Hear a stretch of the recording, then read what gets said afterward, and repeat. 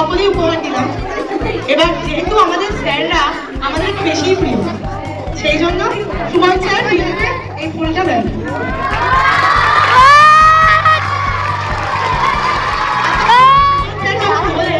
Head স্যারকে বাদ দেওয়া যায় বলো?